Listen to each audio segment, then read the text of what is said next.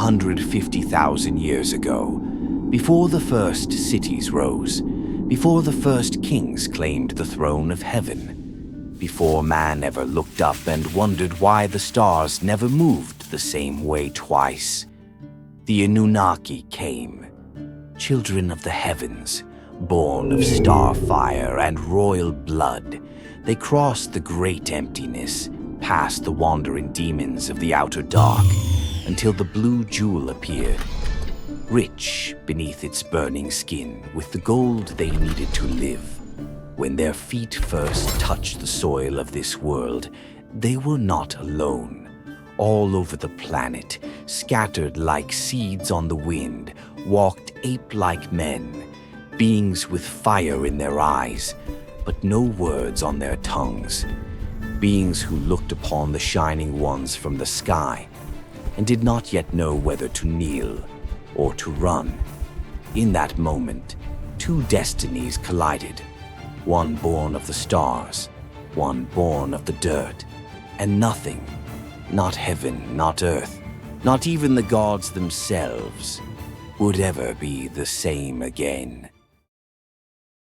As more ships pierced the veil of the heavens, they came not as explorers, but as miners of a desperate world.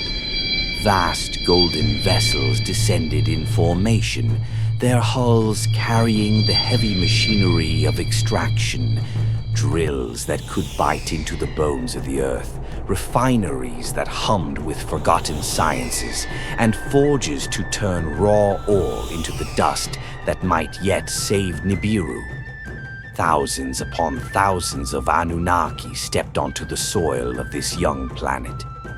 Tall, radiant, their skin touched with the sheen of starlight, they moved with purpose. No longer a scouting party, but a legion committed to the survival of their kind. They spread across the continents, instruments in hand, scanning the depths beneath rivers and mountains, beneath savanna and jungle. The readings grew stronger as they moved southward until the devices sang with promise. In the heart of the great land now called Africa, and deeper still toward its southern reaches, the earth revealed its secret. Here, buried in ancient seams and riverbeds, lay abundance beyond their hopes, vast rivers of gold hidden within the stone. Guiding this great endeavor stood three who bore the weight of command. Anu, the ancient king, father of them all, whose wisdom spanned the turning of worlds. Enki, lord of the deep waters and master of craft, whose mind burned with invention and mercy. Enlil, enforcer of order, bearer of the storm, whose will was iron and whose breath could scatter armies. Under their gaze, the work began. The Anunnaki raised their first camps beside the gold-rich veins, and the earth trembled as the mining awakened. As the colossal stones rose from the desert sands, the Anunnaki orchestrated their grand design, a network of pyramids spanning the globe, not mere tombs for forgotten kings, but pulsating energy conduits harnessing the Earth's latent power. These monolithic beacons drew from ley lines deep beneath the crust, channeling raw electromagnetic forces like veins of light pulsing through the planet's body. Towering obelisks etched with glowing runes of forgotten script pierced the skies at strategic nodes, weaving an invisible web that linked the structures in a symphony of synchronized hums. Their mining fleets, vast and relentless, delved into the bowels of mountains and chasms, extracting gold and rare crystals, not for greed, but to fuel the stars themselves. Every drill, every hovercraft, every forge hummed to life on this ethereal grid, a wireless ether of electricity flowing freely as breath through air, binding their empire in a dance of power that echoed across continents and whispered secrets to the winds. But as the grid awakened, So too did the eyes of the primitive humans below, gazing upward in awe and terror at the gods who reshaped their world. For centuries, the Anunnaki toiled beneath the Earth's unforgiving crust, but the mines ran deep, the labor endless. Hammers clashed against stone in eternal rhythm, sweat mingled with dust in the stifling air. Hundreds of years had passed, and the once eager miners now whispered rebellion. The complaints reached the ears of the great lords, Enki, the wise and cunning god of waters and creation, and Enlil, the stern ruler of the winds and skies.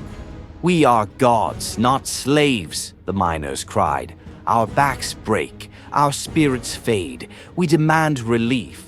Enlil thundered in fury, his voice echoing like storms. But Enki, ever the innovator, pondered a bolder path. Enki turned to his brother with a gleam in his eye. "Why not forge our own laborers?" he proposed. "A race born of our essence, yet bound to serve. We shall weave our divine DNA with that of the primitive ape-men who roam this planet's wilds.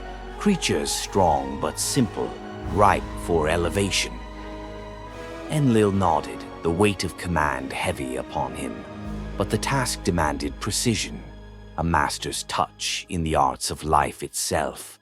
Enki summoned Isis, the brilliant scientist and geneticist from Nibiru. She was a vision of intellect and grace, her eyes like stars, her mind a forge of wonders.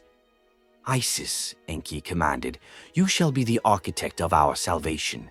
Create this slave species. Make them obedient, durable, eternal workers in our stead." Isis dove into her work with fervor, her hands dancing over glowing interfaces. She blended the sacred strands, the godlike helix of the Anunnaki, infused with immortality and intellect, twisted with the raw, earthy DNA of Earth's ape-men. But creation is no simple spell.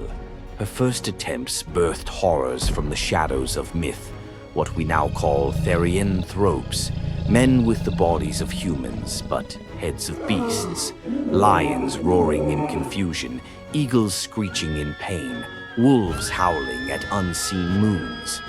These were abominations, some lumbered with brute strength, but minds as dull as stone, stupid, unable to grasp even the simplest command.